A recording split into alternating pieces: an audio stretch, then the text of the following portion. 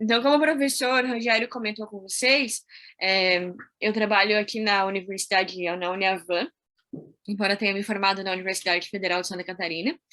Eu tenho uma clínica aqui em Balneário Camboriú, na verdade, que é uma cidade que fica a 1 hora de Florianópolis, que é a capital catarinense, mas que é bem mais bonita que Florianópolis, por sinal. Se vocês quiserem vir aqui visitar, vocês fiquem bem à vontade. É bem mais bonita, bem mais legal, e a clínica está de portas abertas para vocês conhecerem como que é a rotina de trabalho de um especialista em odontologia do esporte, porque eu acho que isso também traz alguma dúvida, porque quando a gente não tem essa disciplina na graduação, como nós temos a sorte de ter, a gente não aprende como seria essa rotina. Na verdade, a gente não aprende nem o que o especialista faz, né? O que, para mim, eu acho que é um contrassenso, a gente ter uma especialização e não ter a disciplina na graduação, porque daí o graduando nunca vai ter esse acesso. Então, enquanto a gente não tem essa oportunidade dessa disciplina ser um pouco mais abrangente, eu sempre deixo a clínica e essa rotina realmente completamente aberta para quem quiser saber como é que é. Porque, sendo bem sincera com vocês, eu coloquei algumas fotos aqui para mostrar o que é esse dia a dia, né, do trabalhar com o atleta.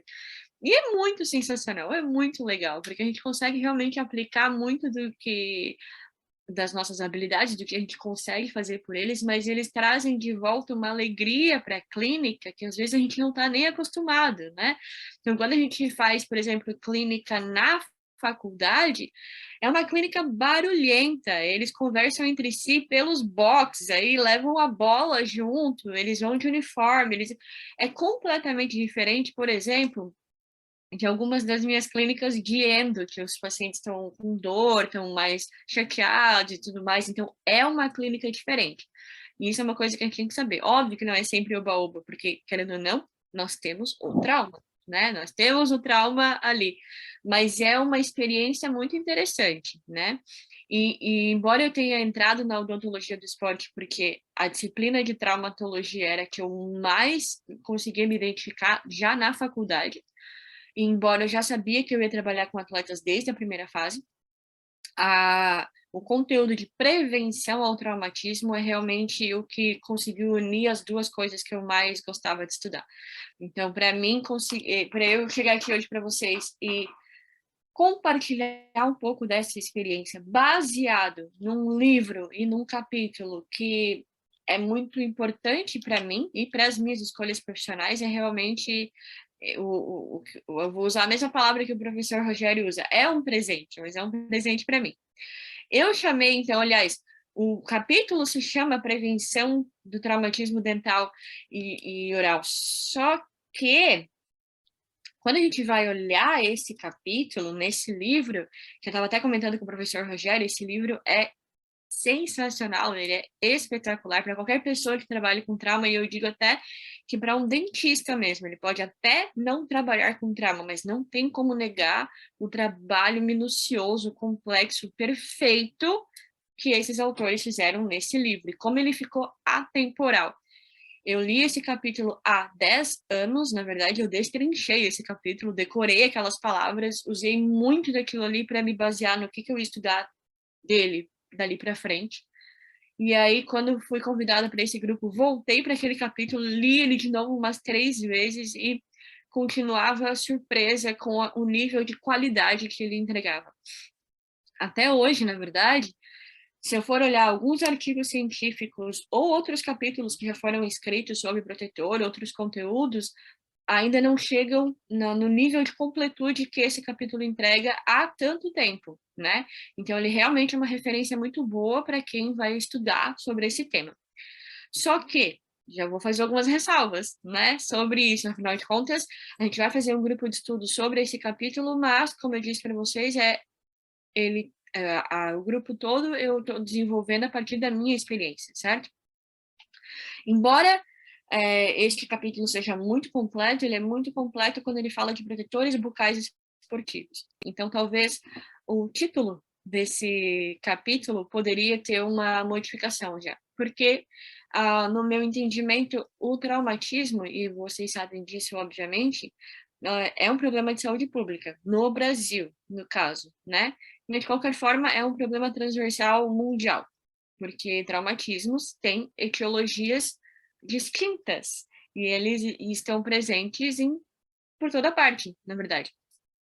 Para nós que estudamos trauma, a gente vê trauma em todo lugar. O trauma, ele também tem isso, né? Que é o que eu sempre falo para os meus alunos aqui.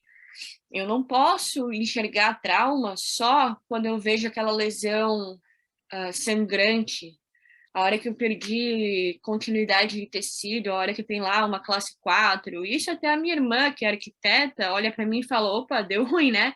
Não tá legal isso aqui. Ela também consegue identificar que isso é trauma. Não, dentista precisa saber que mesmo aquelas lesões que não demonstram uma lesão, uma fratura, algo visível, palpável, sangrante, ainda assim podem ter causado dano àquelas células. Então, quem aprende a trabalhar com trauma, aprende a enxergar o trauma em diversas nuances e outras variáveis que vão estar influenciando isso. Então, a gente sabe que o traumatismo é um problema de saúde pública e se ele é um problema de saúde pública, ele tem diversas etiologias. Por exemplo, acidentes automobilísticos, talvez a nossa principal causa, certo? Ou no Brasil falando, né?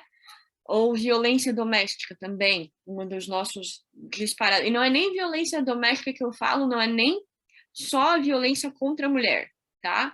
Eu tô falando de violência entre vizinhos, entre cunhados, principalmente em datas comemorativas, né? Então a gente sabe que misturou bebida ali, alguma coisa, e os vizinhos já estão se batendo. O Réveillon, que é o nosso pico de traumatismo no hospital, certo?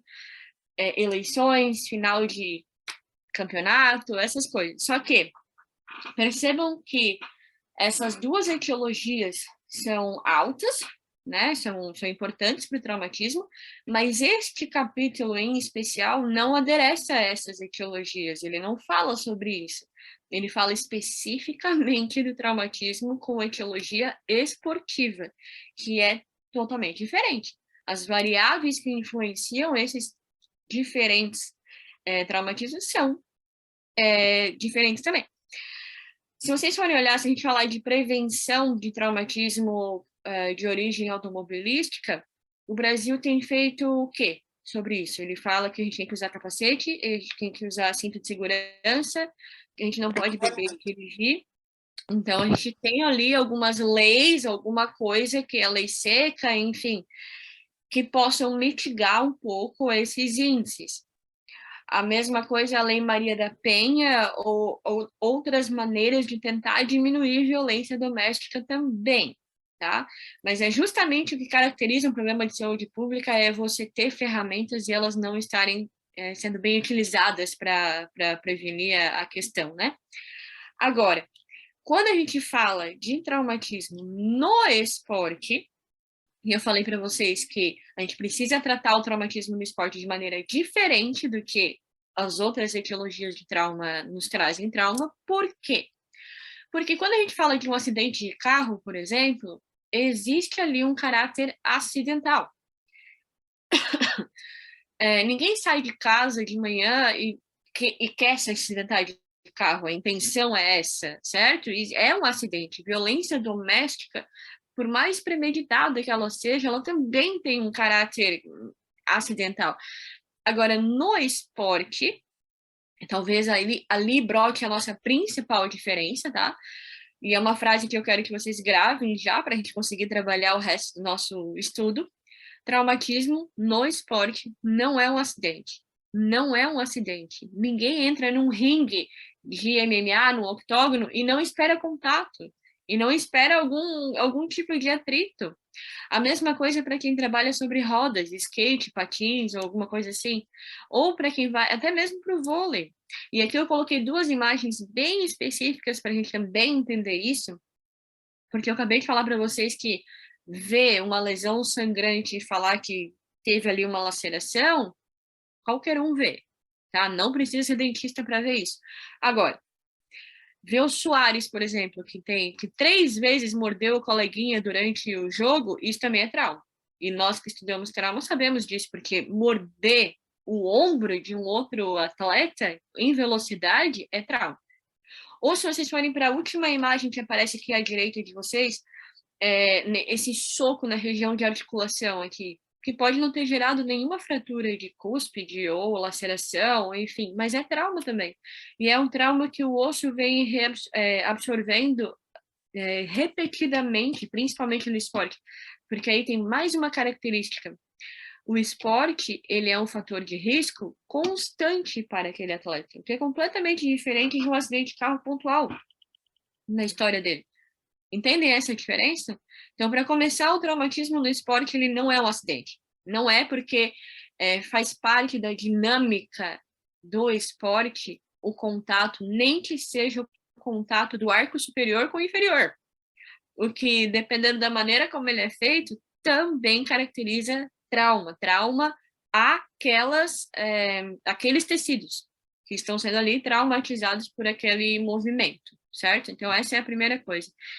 E a segunda coisa é avaliar a constância ao qual aquele atleta está sendo exposto a esses traumas.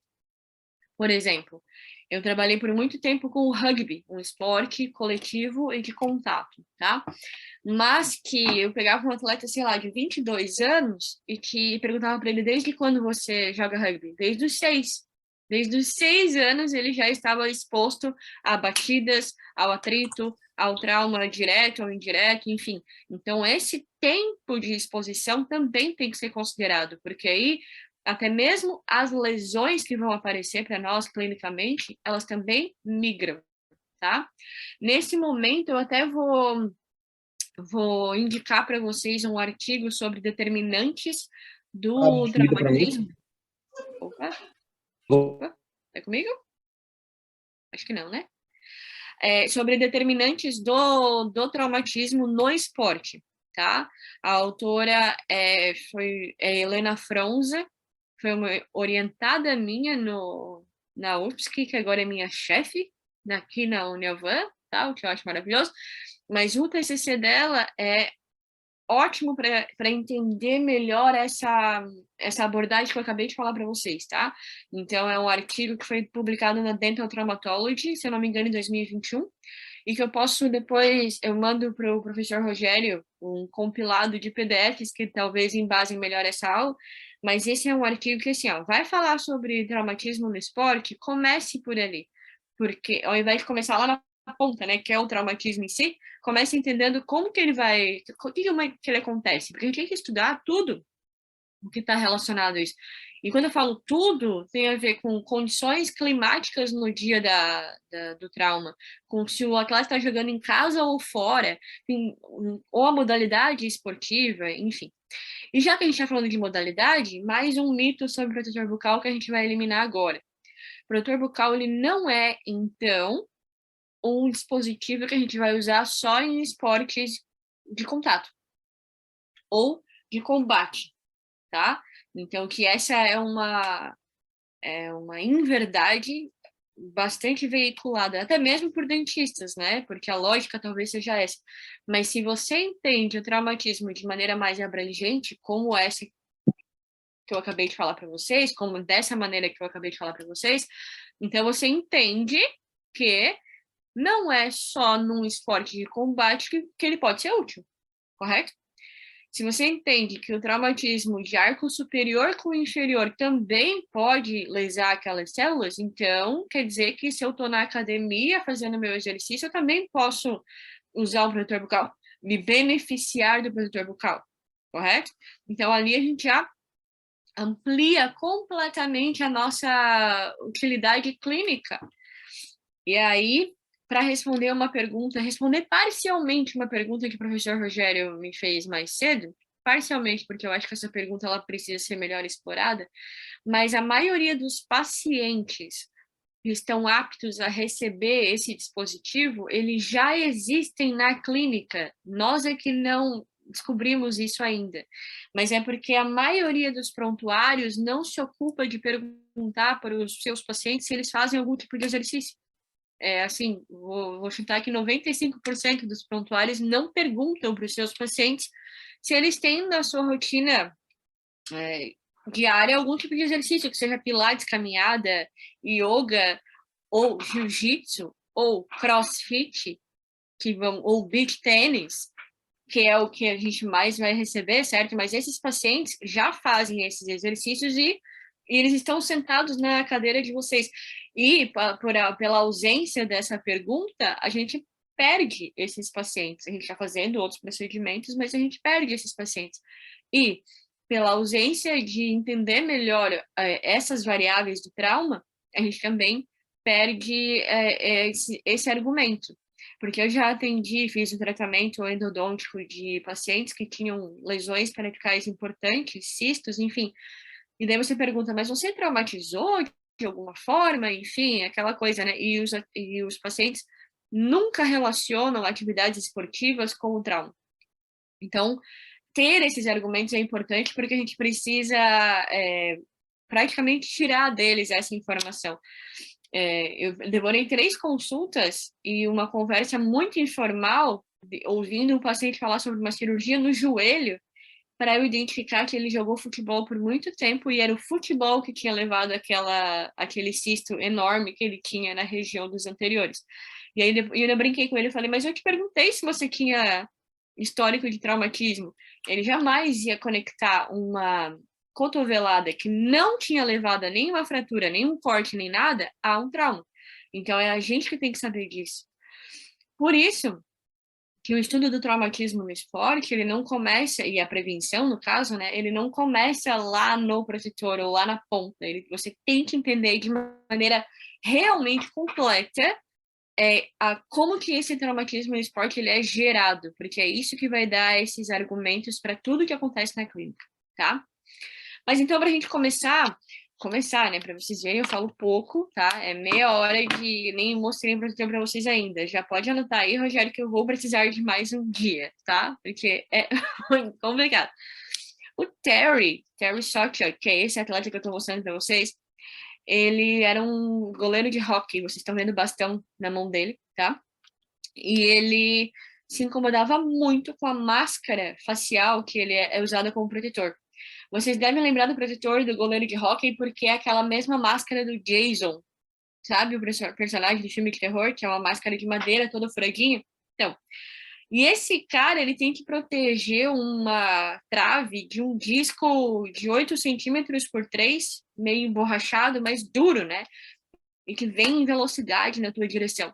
Aí imagina você ter uma máscara de madeira atrapalhando a tua visão periférica. É que nem a gente na clínica, quando alguma coisa está nos incomodando, a gente descarta aquilo ali. Né? A gota percha entra dobrando, o que você faz? Você joga fora, pega uma nova para não se estressar. E aí ele pegou e tirou a máscara. Resultado, ele teve mais de 70 fraturas na carreira dele, fora as lesões, né, de tecido mole, e esse aspecto antiestético, talvez, vamos falar assim, né? E ele foi um ídolo do rock, porque, embora ele seja ucraniano, ele jogava nos Estados Unidos e no Canadá, onde o esporte é super popular, né? Mas isso nesta época aqui, tá? Agora, para a gente realmente falar sobre esse impacto do traumatismo, eu trouxe um outro atleta que eu tenho certeza que vocês de fato conhecem, porque o Terry, eu acho que vocês não iam. Eu não achei que vocês iam lembrar dele, tá? Mas este atleta, sim. E a minha pergunta é sempre quanto que vocês acham que ele vale, né? Porque a gente já se perde completamente no valor do Cristiano Ronaldo. Então, tenho dados de um jornal português de 2010, Diário Econômico é o nome do jornal. Porque 2010 era a Copa do Mundo da África do Sul, tá? E naquela época, da Shakira, Waka Waka, ele valia 96 milhões de euros. Ele sozinho, dos 400 milhões que a seleção portuguesa valia, ele sozinho valia praticamente um quarto, tá? E me chamou a atenção que nesse contrato falava o seguinte: ele vale tudo isso quando ele está em campo. Ou seja, quando ele está apto a fazer gols e, obviamente, o patrocinador vender camisetas com o nome dele, certo? Agora, se por alguma razão ele nem vai para o estádio, se ele se lesiona e, no caso, tem um período de recuperação, ou se ele fica no banco, o patrocinador já tem lá discriminado nesse contrato o quanto que ele para de pagar para o clube ou para o time, certo? Então, vamos pensar o seguinte: uma avulsão de um incisivo central, ou uma fratura de um central com avulsão do lateral, acompanhada de fratura alveolar. Não permite que um atleta permaneça em campo, certo?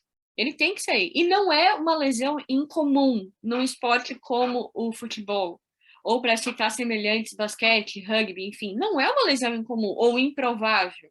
Ela pode acontecer. E vocês estão vendo o prejuízo, não só físico, mas também financeiro que isso pode representar quando a gente fala de esporte. Esses dias vocês postaram a espiral do dente traumatizado, certo? E aí, até onde que isso vai? E para começar, que não precisa ser assim, né? O protetor está aí para isso, no esporte. Mas percebam, que quando a gente fala de traumatismo e o prejuízo financeiro que o traumatismo traz, e aquela espiral mostra bem aquilo ali, né? Mostra uma parte disso. Aqui eu tô para mostrar para vocês esse outro lado. Quando a gente fala de trauma no esporte, o prejuízo é, é exponencial ao tipo de atleta que você está trabalhando, né? Mas às vezes é esse o argumento que você tem que usar com um dirigente, por exemplo, porque quem se preocupa com trauma somos nós. Um dirigente fala essa língua aqui. Ele quer saber quais atletas estão disponíveis para ele naquele jogo. E tá certo de pensar assim. Quem tem que se preocupar com isso somos nós, certo? Mas eu só estou falando isso para vocês para que vocês tenham esse argumento. Porque a verdade é a seguinte: a esfera do esporte profissional hoje, e que engloba várias situações, o atleta ele é um modelo, ele é um exemplo, ele é um personagem midiático, tudo que acontece com ele de manhã está no Globo Esporte à tarde, isso é para o bem e para o mal, né? Ele é um símbolo de beleza e de estética, muitas vezes, e eu não estou falando só da questão de atletas assim, nossa, muito famosos, olímpicos, enfim, não precisa ser tanto, tá? Porque mesmo atletas de projeção municipal já tem essa referência. E eles sempre vão influenciar a esfera do esporte amador. E aqui no amador eu vou incluir nós, que nós não temos como profissão ser atleta, nós somos dentistas, mas a gente faz um exercício X, tá? E se vocês não fazem, vocês vão começar a fazer a partir da aula de hoje, porque isso é importante, pelo amor de Deus. Inclusão social, é o futebol de quarta-feira à noite, digamos assim. É academia porque eu não quero ter dor na lombar de ficar o dia inteiro no mocho, certo? Mas também vou incluir aqui categorias de base, escolinha de criança, escolinha de adolescente, vôlei, basquete, enfim, fundações municipais de esporte, tudo isso é esporte amador, tá? E tudo que acontece na esfera do esporte profissional influencia o esporte amador, sempre. Então, se você tem um protetor bucal amarelo lá do Anderson Silva, um protetor amarelo para o Anderson Silva, representam 100 protetores para empresários, para adolescentes, para crianças, para pessoas que querem lutar Muay Thai a partir de agora, porque elas viram o que ele faz na televisão. Então, isso sempre vai influenciar. Então, você quer trabalhar com atleta, mesmo que você não goste de esporte, você tem que saber que essa influência é real. Então, você olha lá o Stephen Curry mordendo o protetor dele quando ele está jogando na NBA, mas o que eu vejo é que todo atleta de basquete que vem para a clínica quer um protetor transparente, igualzinho o que o LeBron James usa. Então, que bom, ele está mostrando o protetor, certo? Agora, como o traumatismo no esporte não é um acidente, é quase uma relação causa e efeito aqui. A hora que a gente está praticando uma atividade esportiva, é completamente esperado o traumatismo, tá?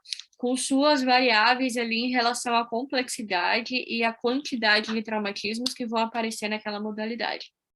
E como eu falei para vocês, a gente não pode avaliar o traumatismo só a lesão física em si, tá? A gente está falando de uma lesão que vai causar prejuízos físicos, prejuízos estéticos, prejuízos funcionais, psicológicos, mastigatórios, fonéticos, e tudo isso tem que estar na nossa soma quando a gente fala que a gente vai prevenir um traumatismo, certo?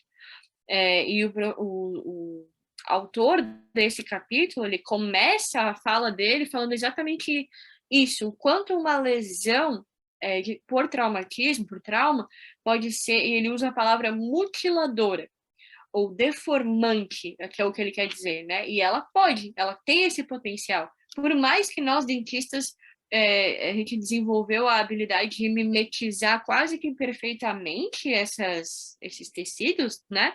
Ainda assim, vocês não se sentem, às vezes, enxugando o mar com o rodo quando vocês estão trabalhando com trauma?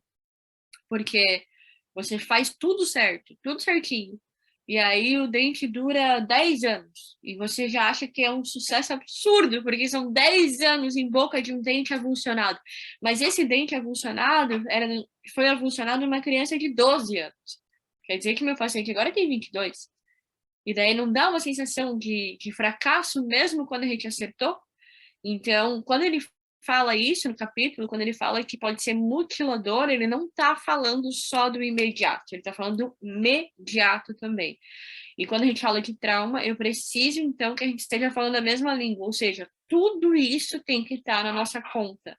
Porque daí a gente entende melhor o que a gente está prevenindo. A gente consegue valorizar esse dispositivo que está aí para nos auxiliar, né, nessa prevenção, porque a gente enxerga a longo prazo também o que ele está trazendo. Porque é o que eu falo para meus alunos aqui, o traumatismo ele não é complexo por causa do procedimento que a gente tem que fazer. O procedimento em si, às vezes, é mais fácil do que outras coisas que a gente faz. A complexidade mora na quantidade de profissionais que tem que trabalhar naquele caso, porque mexe com muitos tecidos, mexe com múltiplas áreas. E mora também na questão longitudinal, porque esse paciente, ele cresce, né? Ou ele se muda, ou enfim, você casa com os pacientes de trauma. Porque eternamente é um acompanhamento. Esse meu paciente de 22 anos, que ficou com o dente na mão, vai ter que fazer um implante, ou um único implante em área estética, e implante vocês sabem que é melhor que dente, né? Porque é impressionante, agora tudo se resolve com implante. E aí eu falo o que para eles? Rapaz, com 50 anos você ainda vai ser meu paciente, porque o implante não resolve a nossa vida. A gente, eternamente agora, por conta de um minuto, menos de um minuto, no futebol recreativo aos 12 anos, é um casamento com o dentista, certo? E é justamente por isso que eu demoro 1 hora para argumentar o protetor, e ali embaixo tá o PMD desses artigos que embasam essa afirmação aqui, tá? É porque eu consigo falar para vocês hoje que é a alternativa mais eficaz que nós temos, é a mais segura, relativamente simples, quando a gente fala de confecção, né?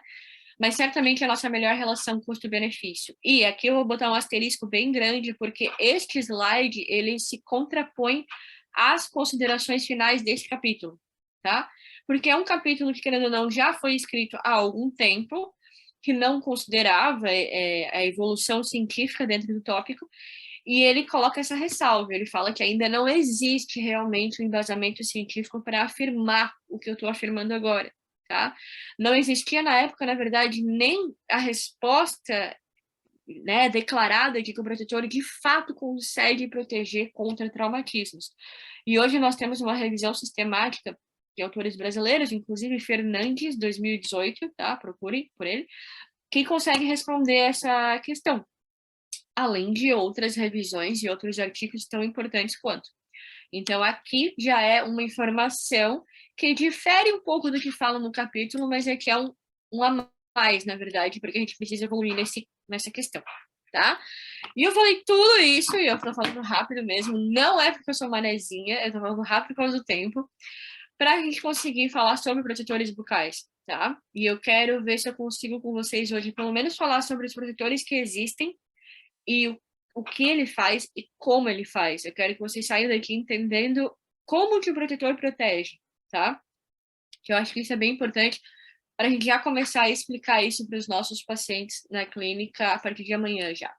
Então é o seguinte, para quem nunca fez um protetor ou não conhece um protetor, nós temos 4 tipos de protetores bucais hoje que a gente trabalha, sendo que um é a evolução do outro. Então, sempre um foi aprimorando o que o outro não tinha, tá?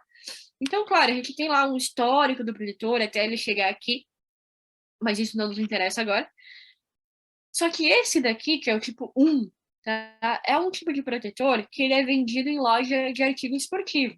Então, você vai lá na Decathlon, na Centauro, nessas grandes lojas, tá? Isso aqui no Brasil. Nos Estados Unidos, você compra numa farmácia de esquina, porque é um país com uma cultura esportiva completamente diferente da nossa, né? Então, o esporte ele é muito mais amplamente permeado naquela sociedade. Esse tipo de protetor aqui, ele é vendido em tamanho PNG, ou criança e adulto, ou seja, ele é completamente pré-fabricado, tá? E ele é um tipo de protetor, aqui vocês estão vendo um exemplo de protetor duplo, tá? Então, arco superior e arco inferior. E esse conector que vocês estão vendo aqui na frente é algo que se conecta no capacete. Lembrando que o futebol americano é um esporte muito popular nos Estados Unidos, e esse tipo de protetor ele é muito mais vendido por lá, ele nem chega mais no Brasil. Esse espaço, esse vão que vocês estão vendo ali no meio, é o espaço que a empresa diz que é para você respirar. É tudo que você ganhou o direito de respirar por ali. Eu cortei esse conector para a gente conseguir enxergar melhor a deficiência desse protetor. Se é que dá para chamar de protetor. Se vocês olharem o desenho dele, ele é muito amador. Ele não consegue cobrir todos os dentes, ele esquece que dente tem raiz, tá? Então a gente não protege nem tecido mole, nem raiz de dente do trauma. Esse desvio ali do freio labial é só por, não sei na verdade por quê, porque ele nunca chegou nem perto de um freio labial, tá?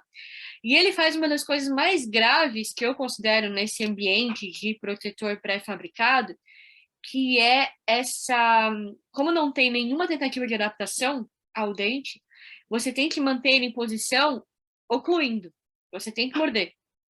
Então, o protetor duplo, tá? E talvez se você já fizeram alguma atividade, já usaram alguma coisa assim, ele é, na minha opinião, o maior contrassenso anatômico que eu já vi estudando o protetor, tá? A mandíbula é um osso móvel que foi feito para ser móvel e para receber esse impacto e se mover. E a hora que a gente coloca um protetor que trava a mandíbula, a gente não está protegendo, a gente está contribuindo, a gente está potencializando esse trauma. E provavelmente o trauma vertical, perpendicular à zona de resistência da mandíbula, você vai ter uma fratura nesse osso. Então, além de potencializar esse traumatismo na articulação ou na mandíbula, você fica ocluindo, ou seja, promovendo o apertamento, promovendo a hiperfunção daquela musculatura, tá? Porque a gente deveria encostar muito pouco os dentes durante o dia.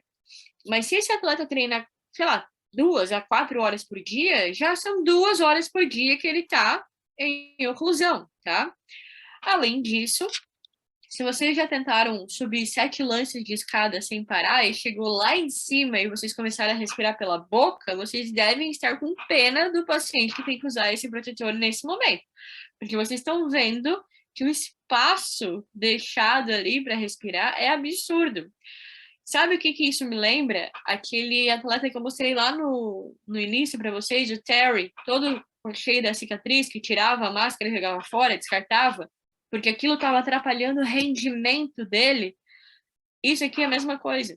Um atleta que não consegue falar, não consegue pedir bola para o colega, que está constantemente machucando, que cada vez que ele abre a boca o negócio cai, e cai na lama, cai na grama, e ele tem que juntar de novo e botar na boca, você realmente acha que alguém vai ficar usando isso?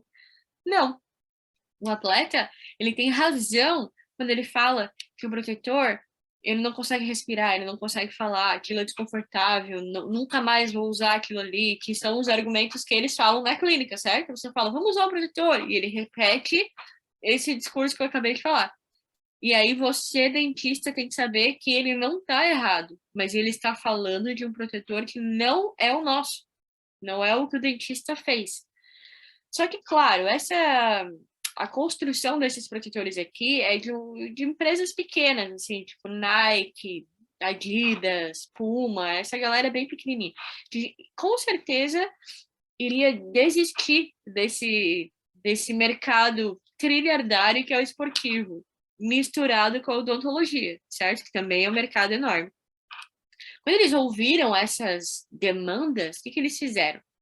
Eles criaram, então, um protetor que nós nos acostumamos a chamar pelo apelido, que é Ferve e Morde, mas que a classificação é tipo 2. Então, vocês estão vendo aqui, o rosa é um protetor superior e o incolor é um protetor duplo, superior e inferior, que faz isso que eu acabei de falar para vocês, que é o travar a mandíbula, tá? Esse protetor, então, lembra que eu falei que um é a evolução do outro, né? Então, ele tenta melhorar aqueles problemas que foram relatados em relação ao tipo 1. Qual que é o problema principal do tipo 1? Ele não se adapta na tua anatomia. Ele é tamanho PMG e é daquele tamanho. O máximo que ele tem é aquele arco, né? O formato de enferradura, digamos assim. O máximo. Então, esse protetor aqui, ele também vai ser pré-fabricado, ele também vai vir em tamanho criança e adulto, ele também vai ser PMG, tá? Mas você compra, passa pela água quente, coloca em boca e morde. Empurra por fora, a língua empurra por dentro e você tenta adaptar esse protetor à sua anatomia. Mesmo que ele tenha vindo originalmente numa anatomia que serve para todos os habitantes do planeta, ok? Então, este protetor acaba sendo chamado de ferve e morde. Mas é um protetor que continua tendo desvantagens. Ele tem um custo baixo, sim. Ele é muito mais disponível do que dentistas que sabem o que é protetor. E isso é um problema, tá? E o processo dele é reversível. Mas ele continua tendo dificuldades ali na cópia de anatomia. Continua sendo desconfortável, não consigo falar, respirar e deglutir corretamente. Fora isso, o risco de queimadura, o risco de dano pulpar, inclusive, porque esse material ele é termoplástico, mas ele é um pouco duro e a polpa sente essa alteração de temperatura, tá? A espessura dele é mínima, a mínima necessária para a proteção. Como a anatomia é um pouco deficiente, inclusive o atleta é orientado a cortar regiões que estiverem machucando. Então, se estiver pegando um pouquinho aqui no flanco vestibular, é capaz de ele cortar um molar inteiro, porque a orientação é dada num papelzinho, né, de instruções. Esse protetor, ele sofre muito com a retenção. Então, vocês estão vendo aqui na imagem uma coisa que é muito comum de acontecer com o protetor ferve-morgue. A hora que você recebe realmente o impacto, como ele não tem retenção, ele sai da boca. Então, o apelido desse protetor é ferve-morgue, mas eu chamo de um acidente esperando para acontecer.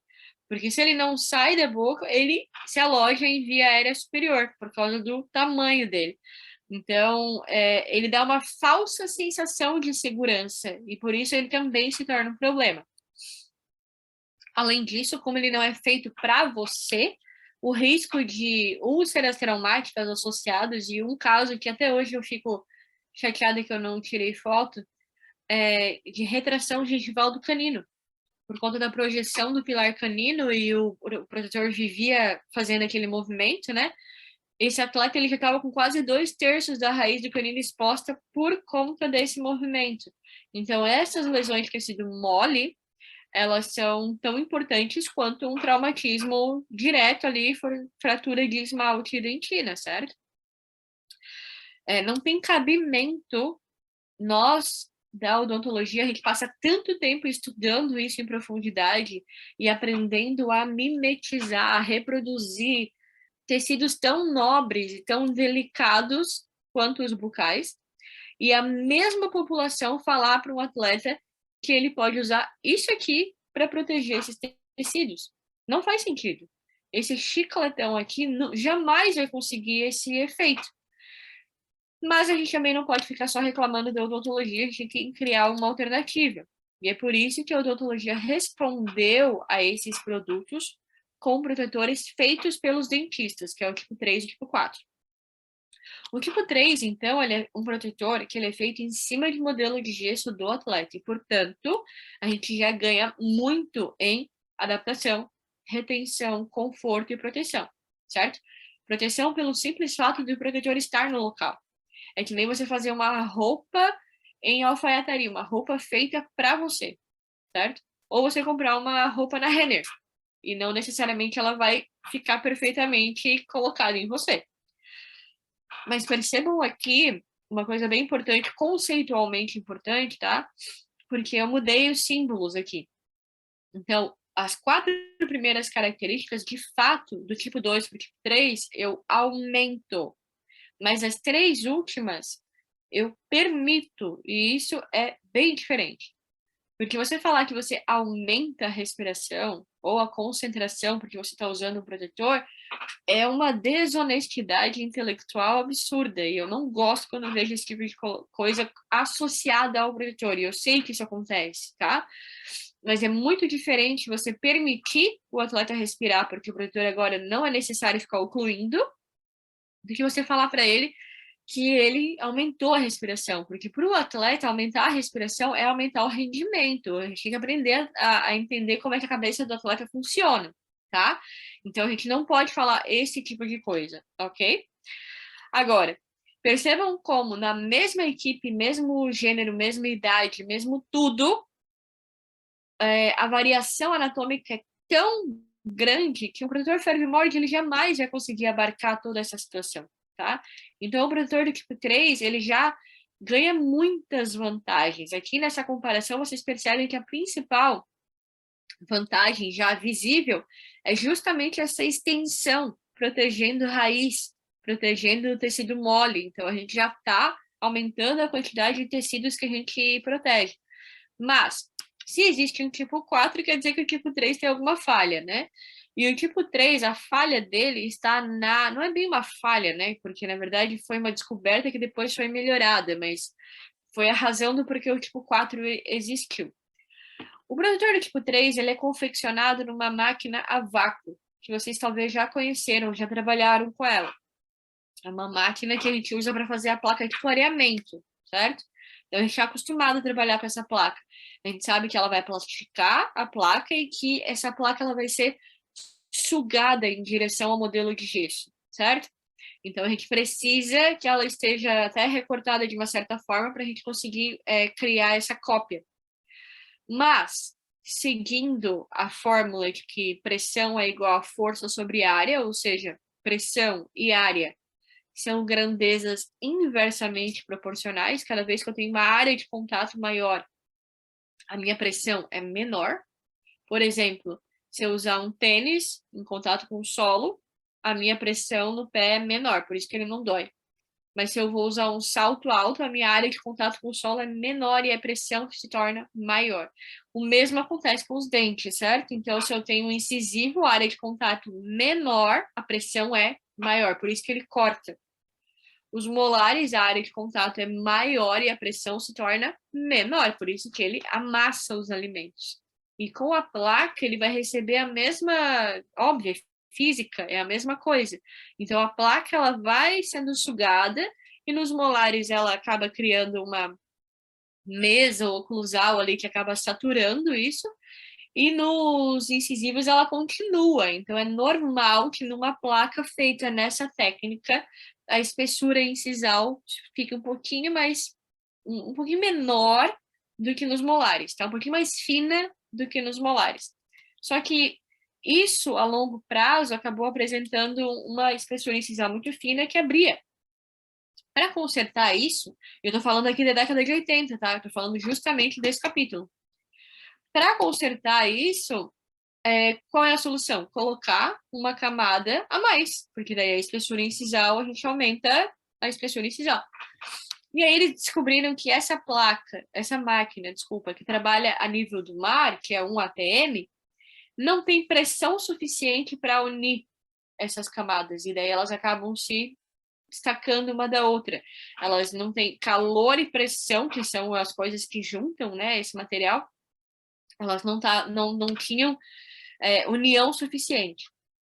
Para resolver esse problema, então, do protetor, foi criado o protetor do tipo 4. O protetor do tipo 4, o que muda, já que ambos são personalizados, ambos são em cima de modelo de gesso do atleta? O que muda é a máquina. O tipo 4 ele é feito numa máquina a pressão.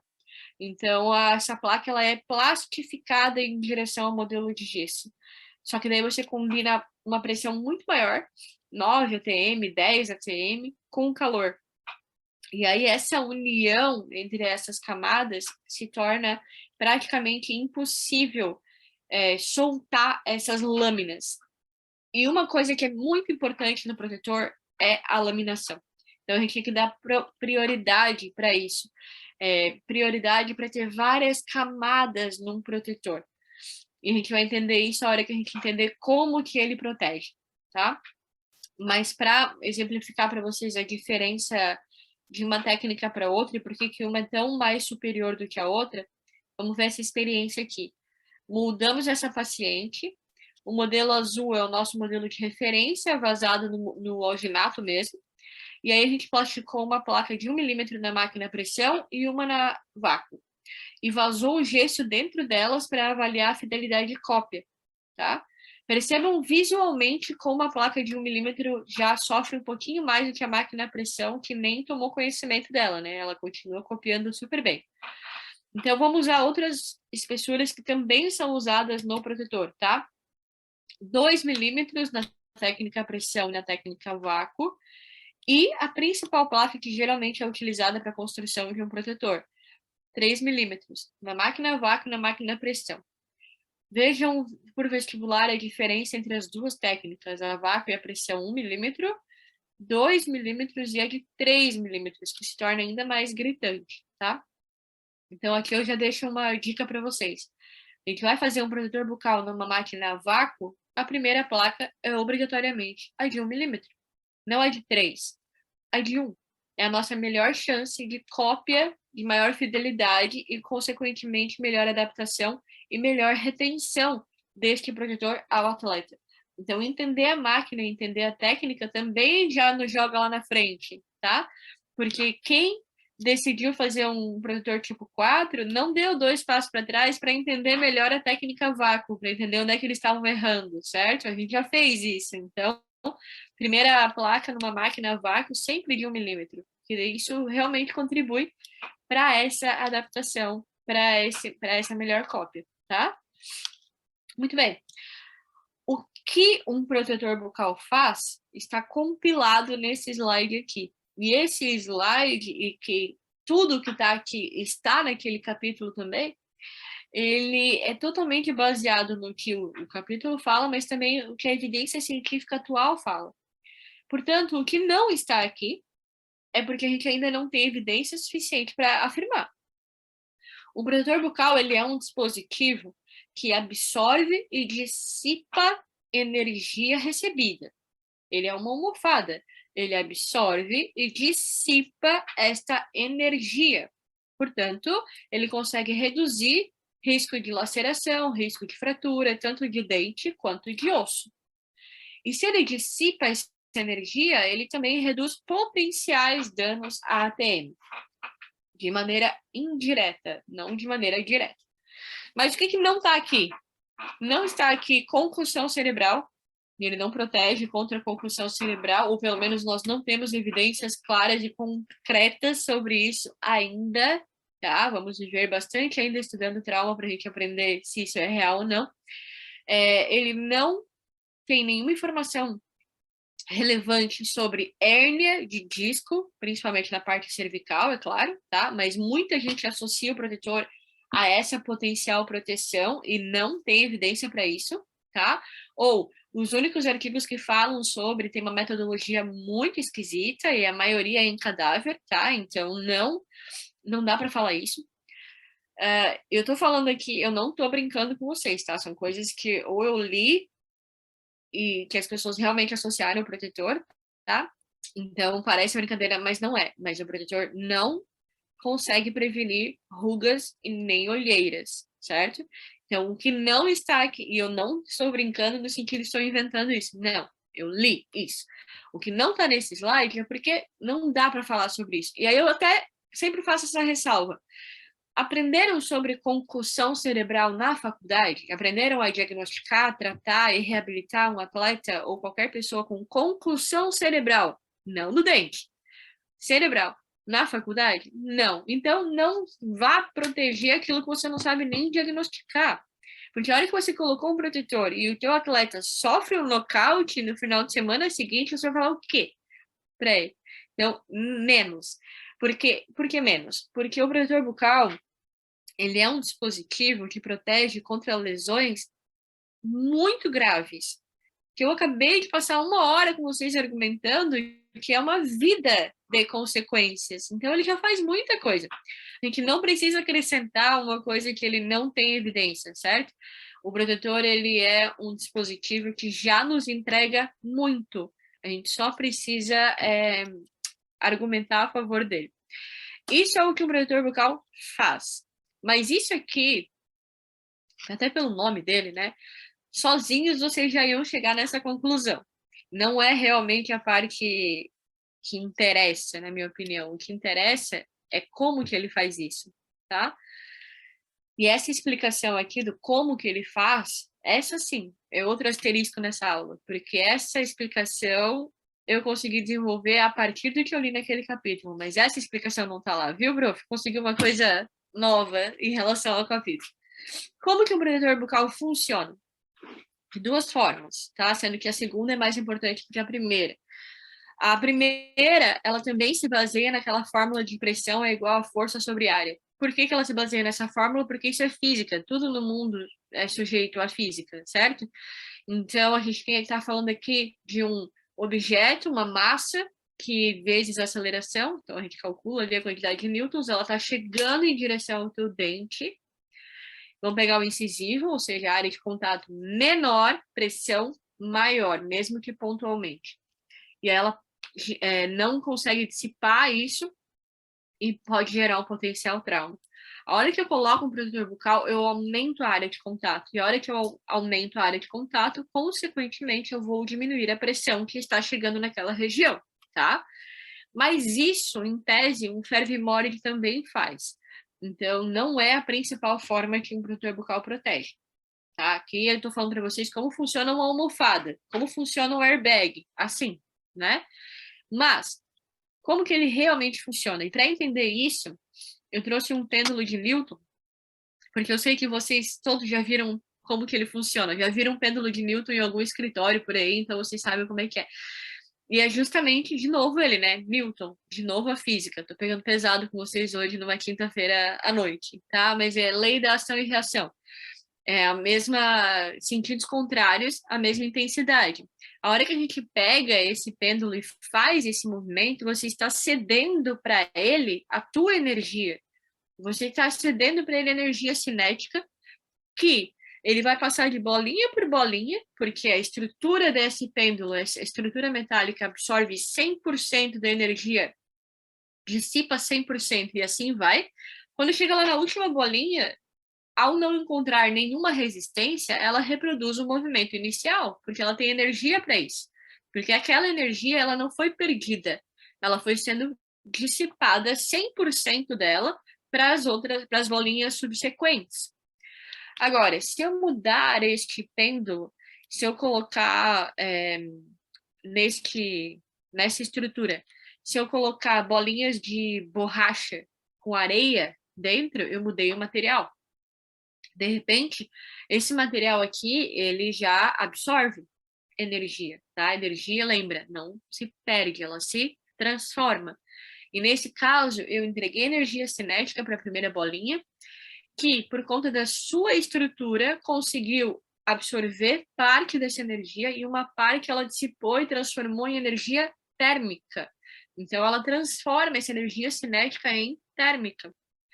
O que, consequentemente, não deixa 100% passar para a próxima, vai passar 80%. Então, digamos que ela vai fazendo isso cada vez que passa por uma bolinha, ela transforma uma parte em calor e ela entrega o que sobrou. Então, vai de 80, 60, 40, 20, chegou lá na última bolinha, ela não vai ter energia suficiente para fazer o movimento inicial. Ela vai, no máximo, dar uma mexidinha ali, mas ela não faz a mesma coisa. Seguindo essa lógica, que é a lógica do protetor bucal, que é a lógica da multilaminação, ou seja, ter várias placas de EVA para poder dar várias oportunidades de absorção e dissipação de energia. Vai chegar energia lá no dente? Vai chegar energia lá no tecido mole? Vai chegar. Por isso que a gente tem que entender como é que um protetor bucal funciona, para conseguir explicar isso para o atleta, tá? Vai chegar energia, mas não deformante o suficiente para criar aquela fratura, que se ele tivesse sem o protetor, fatalmente estaria lá. É a mesma lógica de um capacete, certo? Se eu estou andando a 130 km por hora numa moto e eu caio, estou sem capacete, eu não sei se eu sobrevivo, mas com o capacete eu me machuco bastante, mas ele tem ali a função de me proteger contra um acidente um pouco mais grave ou fatal. A lógica aqui é a mesma, eu estou dissipando a energia que está chegando naquela estrutura que é mais friável, que é o dente e o osso. Eu preciso explicar isso, eu preciso entender essa lógica, porque toda vez que a gente coloca um dispositivo de proteção no atleta, a gente percebe que as lesões começam a ficar mais graves. Vocês vão lembrar de mim em 2024, quando vocês estiverem olhando as Olimpíadas e vocês vão ver que o boxe agora não é mais com capacete. Porque aqui no Brasil era, 2016 era com capacete, já tiraram o capacete agora nessa última, porque eles botaram o capacete no boxe e as lesões pioraram. As lesões traumáticas ficaram ainda mais graves, porque o atleta que vê o outro protegido, aí que ele bate com força. Então você tem que explicar isso, porque senão o atleta acha que ele vai botar um trem na frente dele e que ele não vai traumatizar. Não é assim que ele funciona, tá? Então o protetor bucal, ele funciona por absorção e dissipação de energia, tá? E por aumento de área de contato. Por isso que eu falei para vocês que a multilaminação é tão importante. Dá para fazer um protetor de uma camada só? Não, não dá. Isso não é protetor. Isso não é um protetor. Isso é uma coisa que você inventou ali e você chamou de protetor, mas isso não é um protetor bucal, tá? Um protetor, por conceito, ele precisa de desenho, estabilidade oclusal e espessura adequada para aquela modalidade. Para alcançar essa espessura, eu vou precisar de múltiplas camadas. Quanto mais eu tenho camadas, mais eu dou oportunidade para o protetor proteger. Mas é óbvio que isso tem que encontrar um meio termo com o atleta conseguir falar, respirar e ser confortável, não pode ser pesado, tá? Por isso que a gente também tem essas medidas, digamos assim.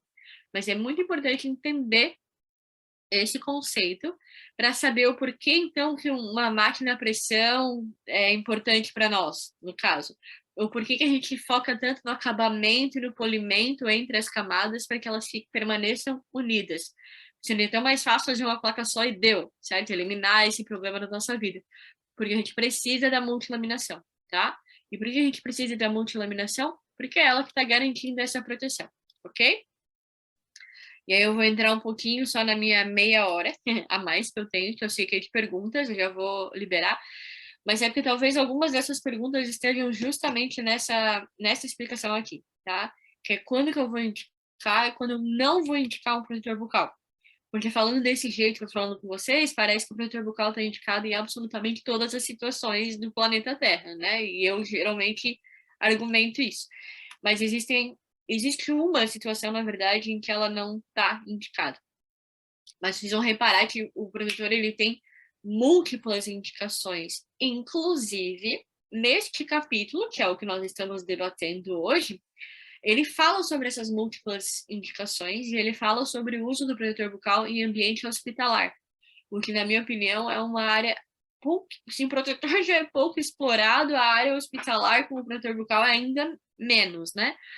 Eu participei de um projeto aqui de um rapaz, um ex-atleta de rugby que teve câncer e ele usou o próprio protetor acoplado com a mangueirinha de soro para ficar gotejando o soro na boca dele, porque como era a área de cabeça e pescoço, o tumor dele, ficava a boca muito seca, certo?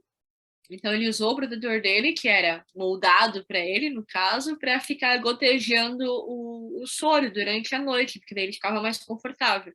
Então é esse um exemplo para vocês de um uso a mais.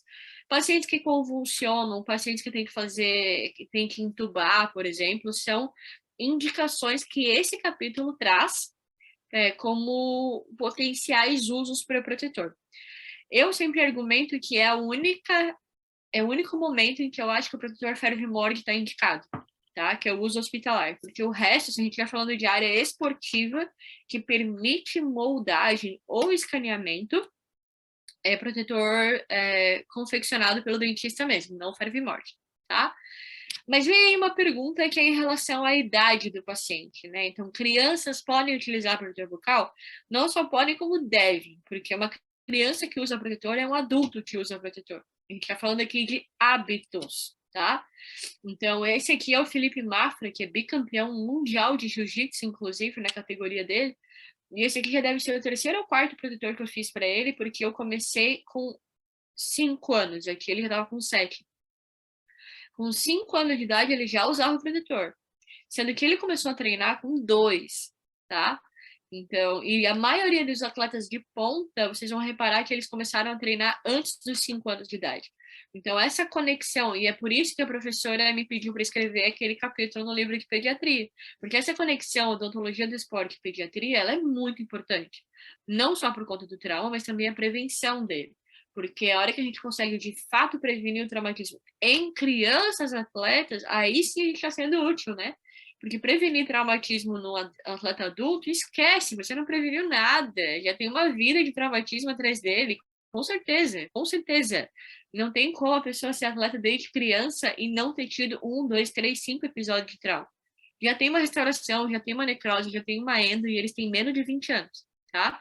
Então, como o dentista do esporte, ele tá no core dele a prevenção começa aqui, em criança. Ah, mas moldar a criança é difícil, realmente, é difícil. Mas esse é o trabalho. Escanear também é uma possibilidade. Ah, mas tem que trocar com frequência. Sim, mas isso dá trabalho. Mas esse é o trabalho. Você prevenir o traumatismo nessa criança é o seu trabalho, certo? Então, o convencimento dos pais de que esse protetor vai ter que ser trocado com uma certa frequência, geralmente é uma vez por ano, tá? Mas é o necessário. A minha sorte é que eu atendo muita criança que já é filha de atleta, né? Então, como eles se traumatizaram, eles já não querem que isso aconteça com os filhos deles. Então, eles já vêm muito bem educadinhos. E a parte divertida é que o Felipe, por exemplo, toda vez que eu for fazer um protetor, eu estou moldando ele e ele me fala como ele quer esse protetor, ele já está pedindo o próximo, ele já me indica como é que é o próximo. Esse protetor aqui, ele queria que eu fizesse o dente de vampiro com uma gotinha de sangue na ponta. E eu falei, de jeito nenhum, não vou fazer. Eu sou uma criança de 7 anos, eu não vou fazer. Essa é a única coisa que a gente precisa ir moldando ainda. Por quê? Crianças aprendem pelo exemplo, né? Então, essa postura do atleta, ela aprende vendo atletas adultos. Então, é óbvio que eles vão querer mimetizar isso, né? Mas aqui eu também pontuo uma outra coisa, quando a gente trabalha com atletas, quando a gente trabalha com odontologia do esporte, na verdade, a gente a odontologia, ela tem uma oportunidade a mais de contribuir com o desenvolvimento humano do cidadão que está sentado ali na tua cadeira, tá? Ela ganha essa oportunidade. Então, a gente não está num país que pode se dar o luxo de perder nenhum atleta, nenhum, porque já está escasso, certo? Dentistas que trabalham com esporte, eles são profissionais da saúde esportiva. A gente também tem que trabalhar pela formação de cada atleta que passar por ali, tá? E eu digo formação dele se ele virar um atleta profissional ou não, porque a ideia do esporte não é essa, né? A ideia é formar um indivíduo que tem os valores esportivos, e a gente tem que contribuir com isso também. Uma outra dúvida que é muito corriqueira por aqui é se o aparelho ortodôntico pode influenciar no protetor ou não. Se o paciente que usa aparelho pode utilizar o protetor? Pode. Pode, deve, porque os traumatismos que envolvem o aparelho ortodôntico são sempre os mais graves. Por quê? Porque a gente está adicionando uma massa, um acessório, que se a gente está falando de área de contato e pressão, a gente está diminuindo ainda mais a área de contato, certo? E está colocando objetos realmente cortantes. Então, muda um pouquinho a nossa técnica, muda pouca coisa da técnica, tá? É mais uma região de alívio, na verdade, e a gente vai confeccionar o protetor sobre o aparelho ortodôntico. Já para responder também uma pergunta que tem sido feita, dá para fazer em cima do alinhador ortodôntico, alinhador invisível, no caso? Dá para fazer. Porque o alinhador tem que ser usado 22 horas por dia, uma coisa assim, né? Então, para quem é atleta, é necessário utilizar o protetor em cima do alinhador, tá? Assim como é em cima do aparelho, mas é necessário, tá bem? Agora, a contraindicação para o protetor, a principal contraindicação para o protetor é doença periodontal e cárie. Na verdade, não faz nem sentido moldar um paciente que esteja com cárie ou com doença periodontal, tá? Mas essas duas situações nos indicam a ausência de estrutura, né, ou mobilidade dentária, no caso, ou seja, aquilo que você está tentando proteger não está ali. E lembrando que o protetor bucal não é um procedimento de urgência, né? Ele não é um procedimento de urgência. Você pode muito bem restaurar ou reabilitar aquele paciente e só então confeccionar um protetor bucal, tá? Então, geralmente a gente coloca a etapa de confecção do protetor bucal, ela vem em dois momentos. Ou assim que o atleta colocou o aparelho ortodôntico, tá? E você está no processo ainda de reabilitação desse paciente, né? Ou assim que ele entra em controle educativo preventivo. Então, todos os focos infecciosos já foram, a reabilitação ortodôntica já foi, e a reabilitação protética também. Então, teve que botar implante, prótese, coroa, né? Tudo feito, entrou em controle educativo e preventivo. Esse é o momento de confeccionar o protetor, tá? Nunca é o momento lá com focos infecciosos, até porque ele pode potencializar, ou pior, mascarar essa situação. Então, não é o que a gente quer, tá? Professor Rogério, eu vou encerrar por aqui, então, para tentar tirar algumas dúvidas de vocês, ok? E daí, a parte de confecção ou entrega de protetor, a gente pode combinar uma outra oportunidade e eu mando para vocês, tá bem? Nossa, falei muito rápido, desculpa. Muito bem, muito bem. Professora Ana Clara Padilha. Empolgação, hein? Adorei. Foi uma aula fantástica, com muita paixão, né? Como a gente sempre reforça aqui algumas personalidades que vêm aqui compartilhar conosco, né? É peculiar de quem trabalha com trauma, né? Essa paixão, essa defesa né? Desse nosso olhar. Então, fantástico, professora. Foi muito bem. Infelizmente, né, o tema ele é um pouco mais complexo, ele é um pouco mais amplo, né, e a gente pode, com certeza, ter uma outra oportunidade para a gente poder depois complementar. Mas já quero dizer que eu fiquei aqui embebecido. Foi, né, uma percepção dessa questão, né, da prática do uso do protetor, que é madura, uma percepção, né, de quem já trabalha realmente há muitos anos e sabe do que está falando, né? Então, eu adorei ouvir. E eu falo isso diante de um cenário. Eu, como odontopediatra, né, que sou, ao longo da vida eu tive, eu tentei ações que fossem, né? Sempre tento, na verdade, ações preventivas, né? Desde trabalhar com bebês, né, sobre aspectos de queda, chupeta. Então, assim, a gente vai fazendo aqueles níveis de prevenção, né, até chegar aí na fase das crianças maiores e adolescentes. E aí, diante de um cenário econômico, eu falava, né, para as pessoas, né, justificava a necessidade do uso do protetor, e a gente percebia que não havia uma adesão, né, como a gente gostaria, em massa, como a gente gostaria. Aí eu resolvi fazer uma ação pessoal. Falei, vou colocar protetor bucal em todos os meus pacientes que fazem prevenção. Então, não vou perguntar mais para o pai, para a mãe, né, que se eles querem comprar um protetor, se tal, enfim, vamos colocar o protetor. E aí, há alguns anos atrás, e por isso que hoje eu falo com essa segurança que eu te falei, né? A questão não é fazer o protetor bucal para uma criança, né? A questão é fazer a criança usar o protetor bucal. Essa é o grande desafio. Então, e é justamente essa criança, essa faixa etária dos 8 aos 10, que a gente sabe que é o pico, né, da nossa prevalência dos traumatismos, da dentadura permanente, enfim, é um desafio, né, a questão do fazer o uso, né? Então, essa foi uma pergunta que eu fiz à professora Clara, inicialmente, perguntando para ela, né, dentro dessa ótica da odontologia dos esportes, A gente sabe que a gente está falando de, né, quando a gente começou a conversar, quando eu trabalho com um atleta é totalmente diferente, a percepção do atleta ela é diferente, né?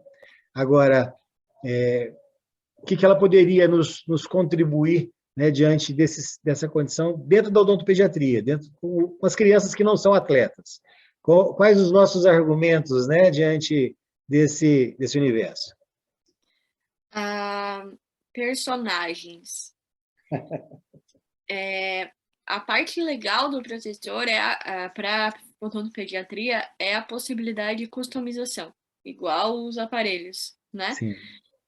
Aqui, pelo menos, isso tem feito bastante diferença, tanto na caixa quanto no protetor, enfim, e é por isso que a gente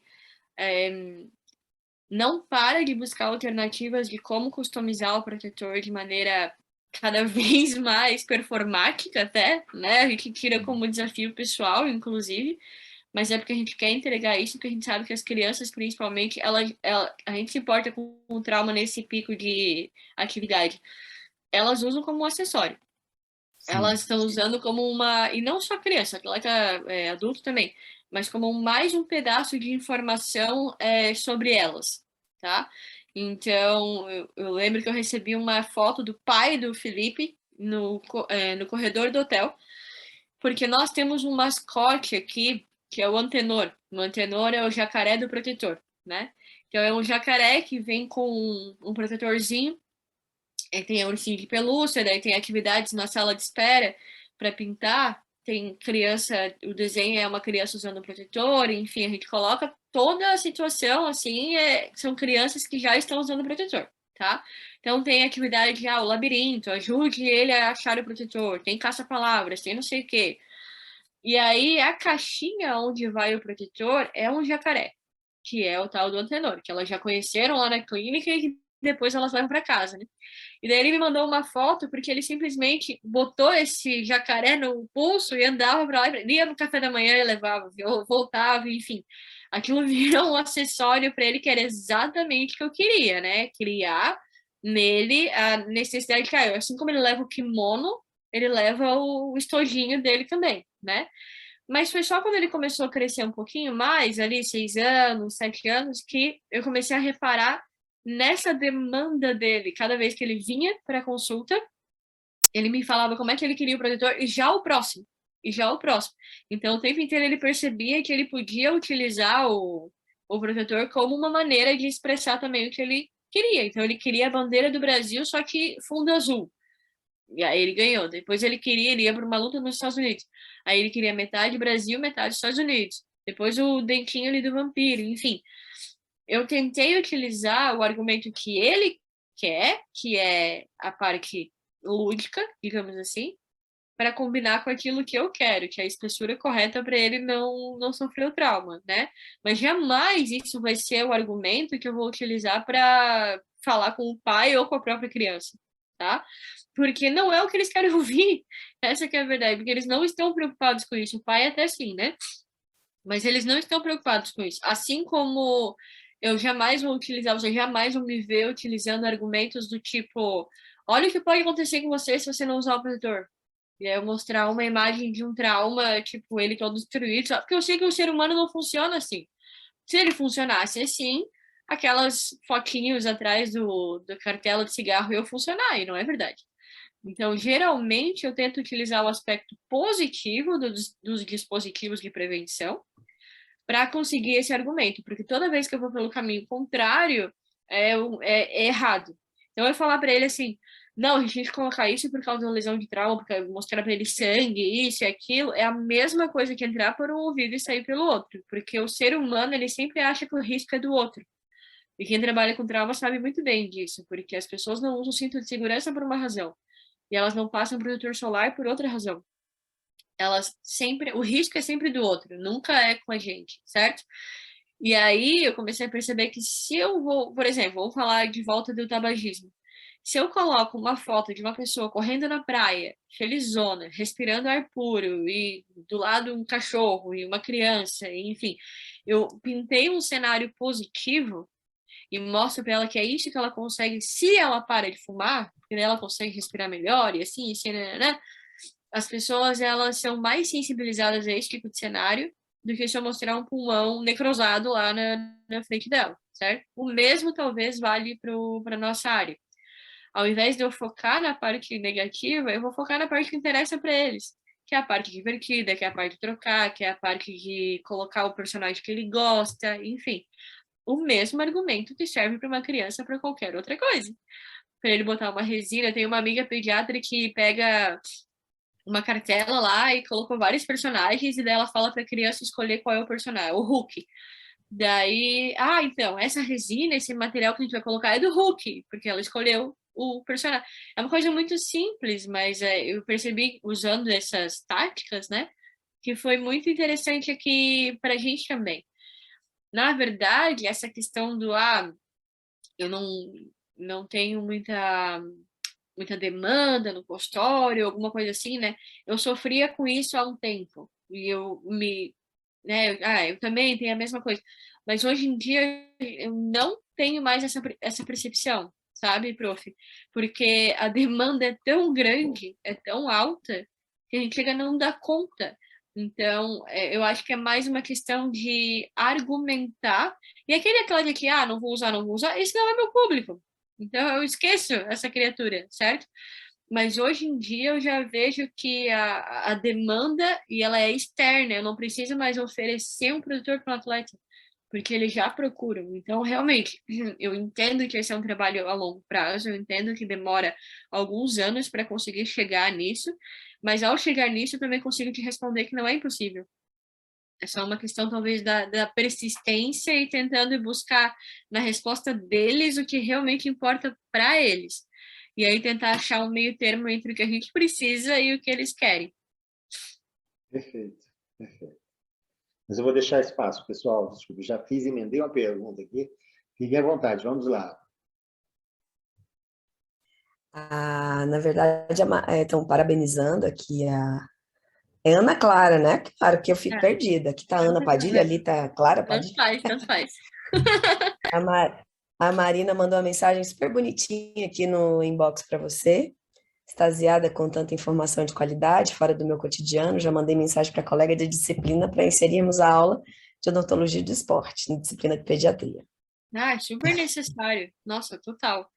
Muito legal. Inclusive, essa semana aqui na Federal de Santa Catarina, a Helena fez um hands-on, era o Pódio, que é o nosso projeto de odonto do esporte, com a Liga de Odontopediatria. Aí os ligantes da odontopediatria fizeram uma atividade da odontologia do esporte. Eles ligaram as duas coisas, né? Porque eu falo que essas duas especialidades, elas são irmãs, né? Porque a odontologia do esporte, ela é super potencializada pela odontopediatria.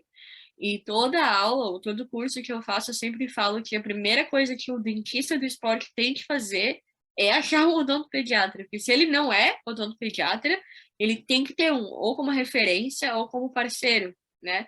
Porque, como eu disse, a nossa especialidade, ela é preventiva. A odontopediatria também é. Talvez seja a principal premissa das duas especialidades, né?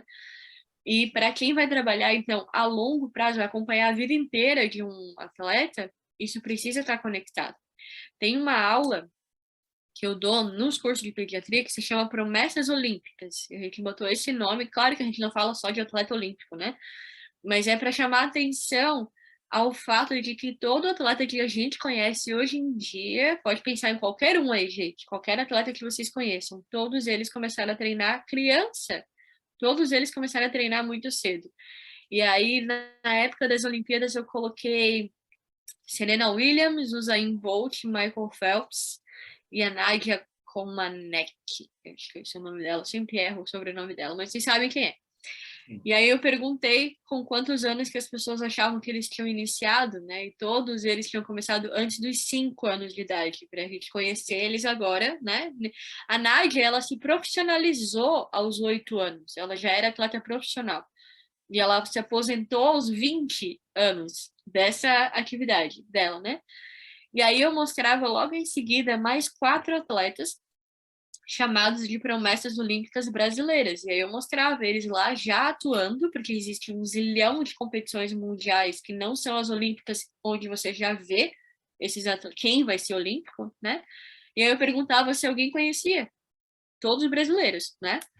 Ninguém conhecia aqueles atletas, e eles tinham 16 anos, 14, tu olhava para as imagens, todos eles de aparelho no dente e tal, e todos eles fazendo recordes ou índices suficientes para ir para as Olimpíadas. Alguns deles, inclusive, apareceram nessa última edição, principalmente na ginástica, né? E daí, esse era o meu questionamento, porque eu falava, geralmente um dentista do esporte, ele vai encontrar com o atleta na fase adulta. Então, ele vai conhecer, digamos assim, o Usain Bolt, certo?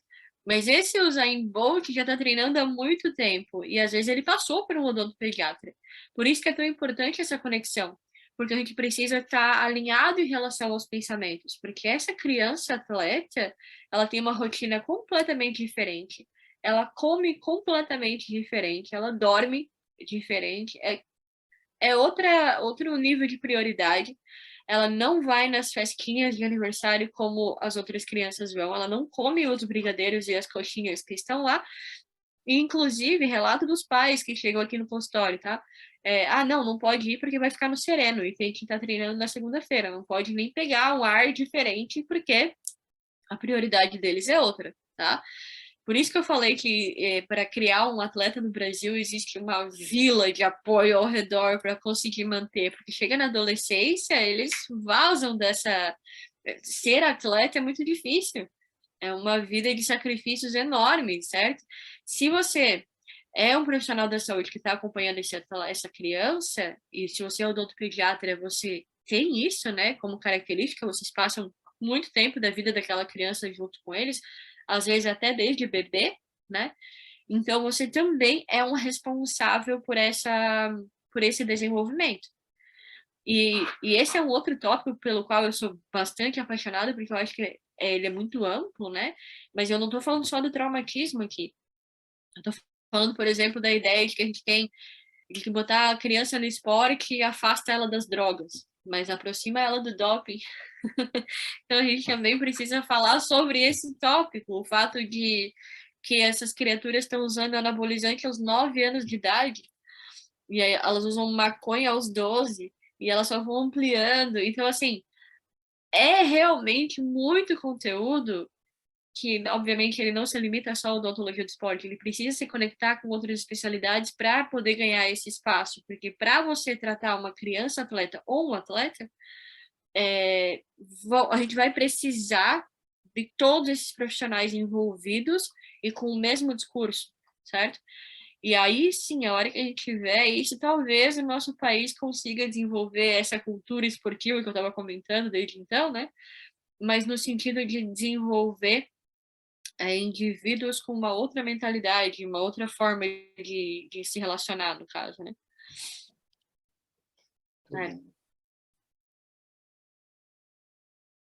Alguma pergunta, Elaine? Alguém comentou?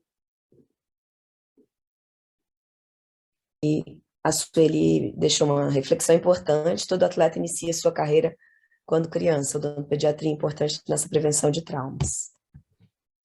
Não, como eu acabei de falar, não só na prevenção de trauma, na prevenção de várias coisas. Obviamente, a gente está falando de um grupo de trauma, né? Sim. Mas é bem importante deixar isso bem claro, tá? Principalmente porque hoje a gente está falando de prevenção de traumatismo, tá? Mas eu preciso que fique bem claro para vocês que a odontologia do esporte em si, ela não se baseia apenas na traumatologia e na prevenção dessas lesões, tá?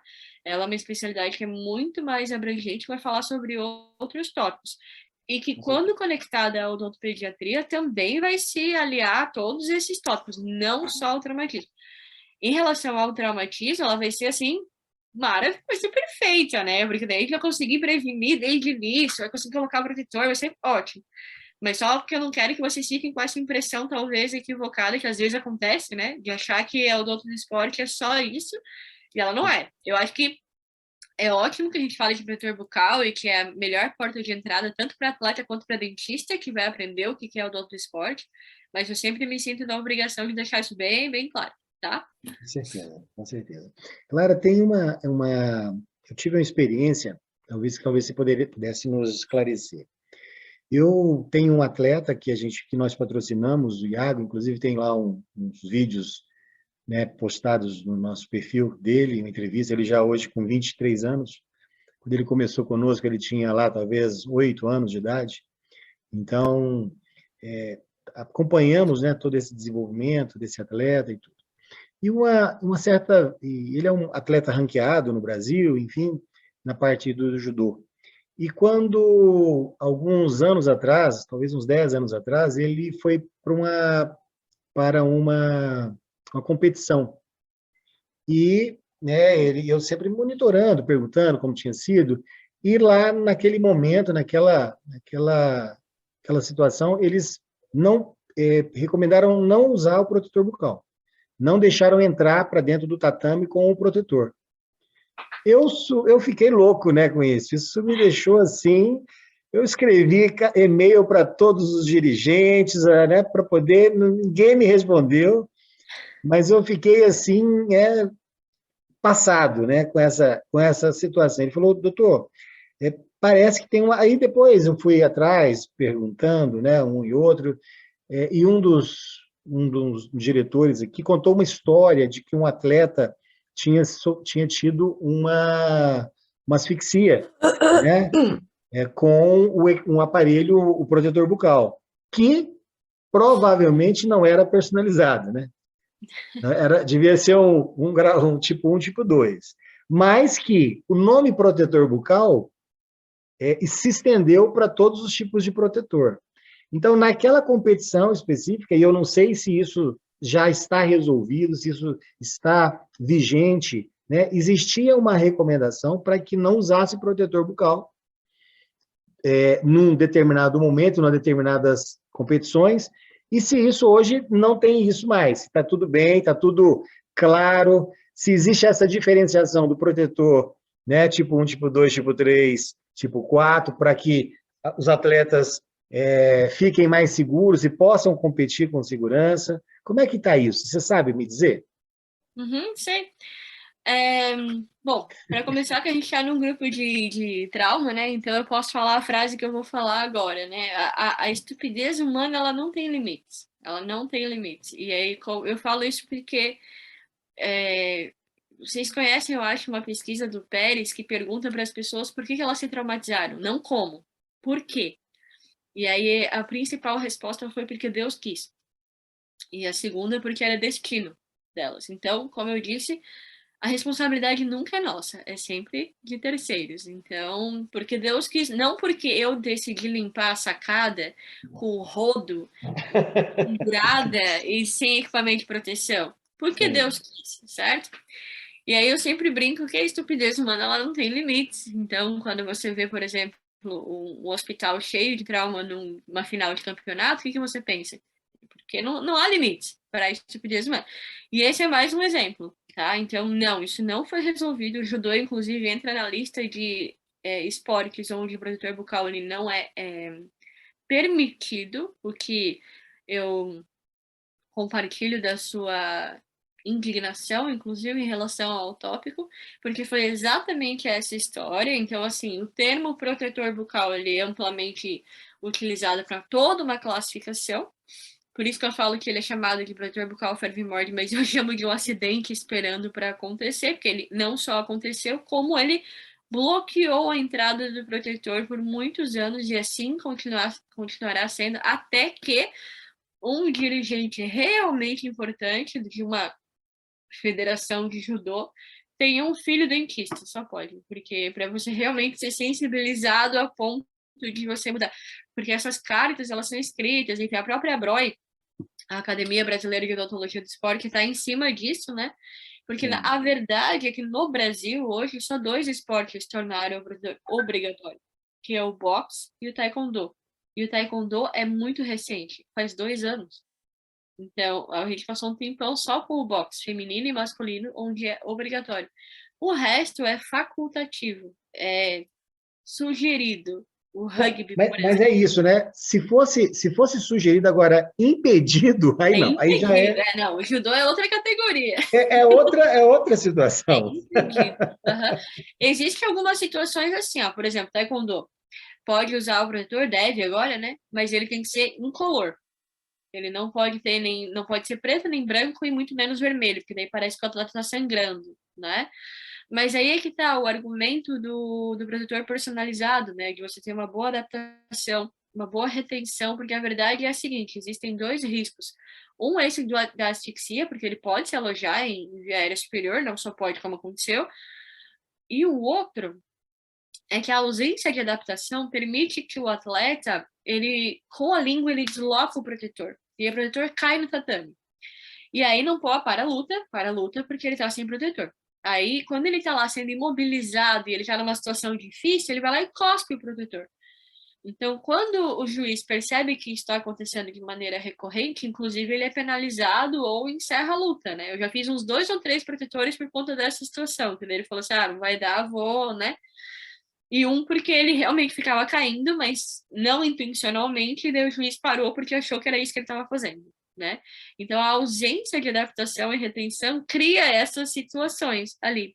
Agora, esse episódio, eu até me compadeço da situação, porque deve ter sido muito traumático, a ponto de impedir o uso de protetores bucais e nem ter conversa, né? Nem ter um argumento ali. Mas é isso, é exatamente isso que aconteceu. E aí foi bloqueado por conta disso.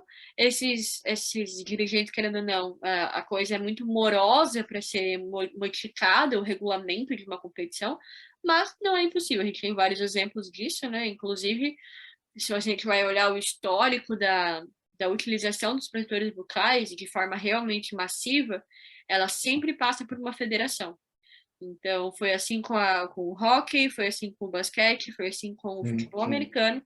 Então, e isso foi um trabalho de muito tempo. Então, com o judô não vai ser diferente. É indignante, porém, a estupidez humana não tem limites. Então, a gente tem que É, é, aguardar e continuar trabalhando. essa realmente é um grande desafio e a gente, o fato é, nós precisamos de ter, trabalhar pela motivação, pelo uso, né?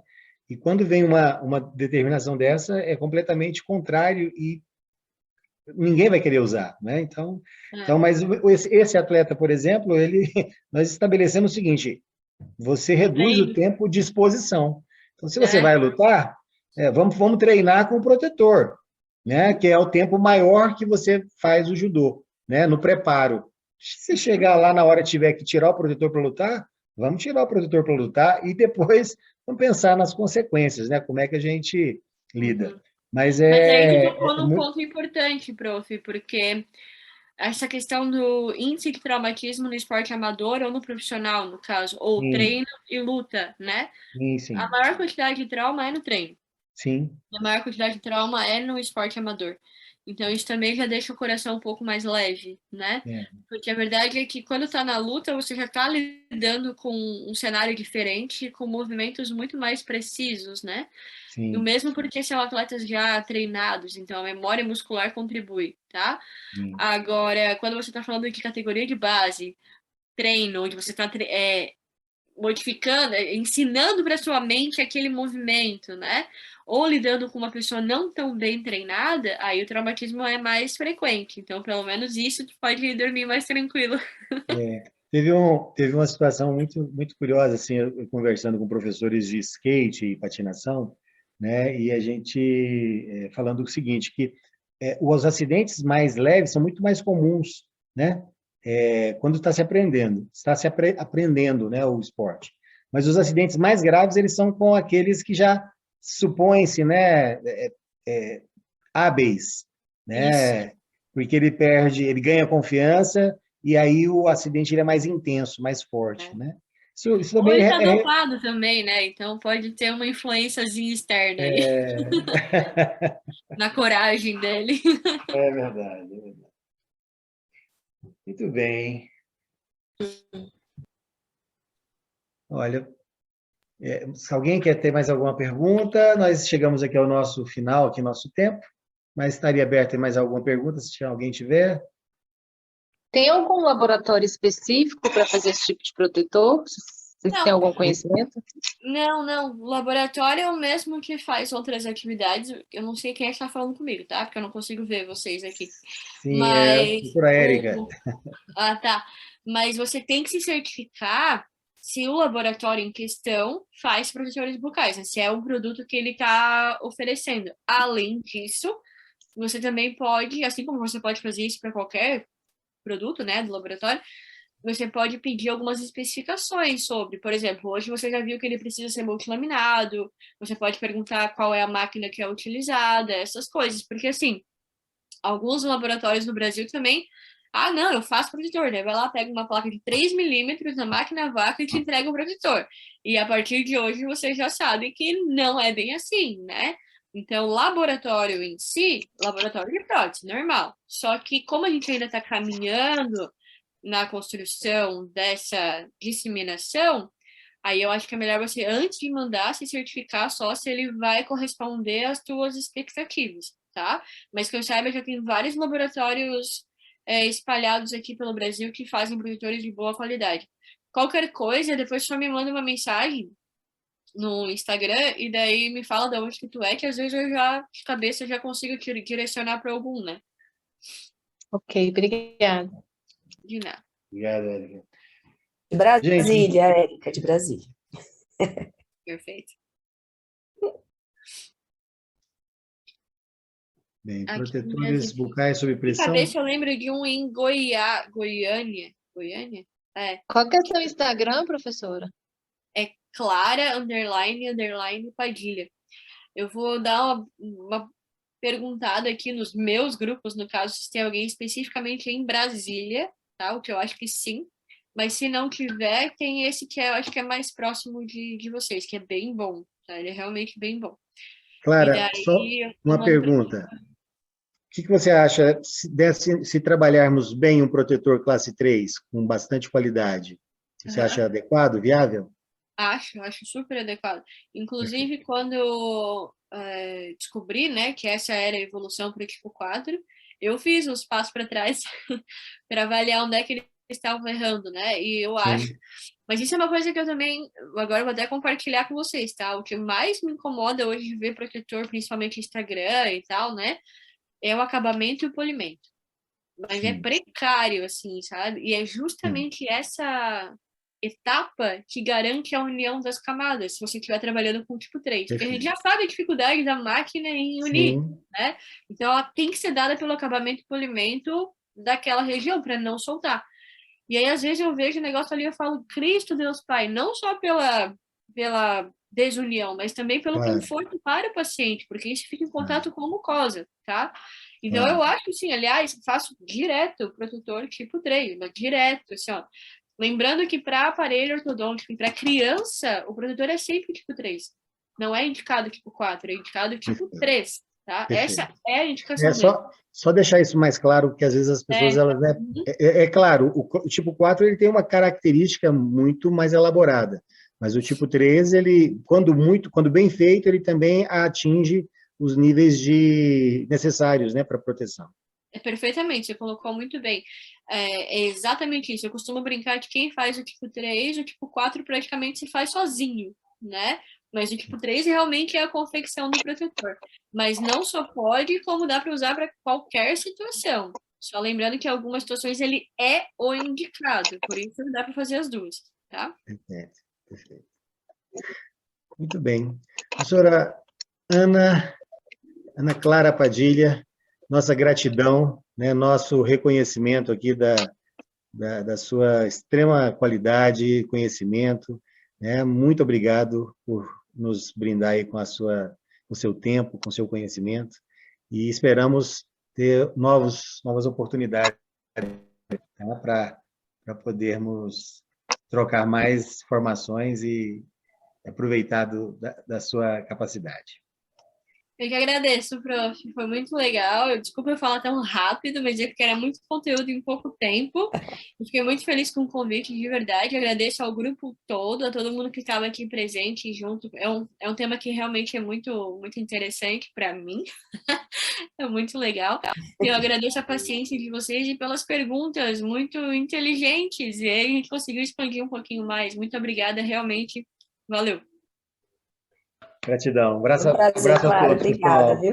Até Um logo. abraço, Sucesso para Tchau. gente. vocês. Tchau, Tchau, tchau.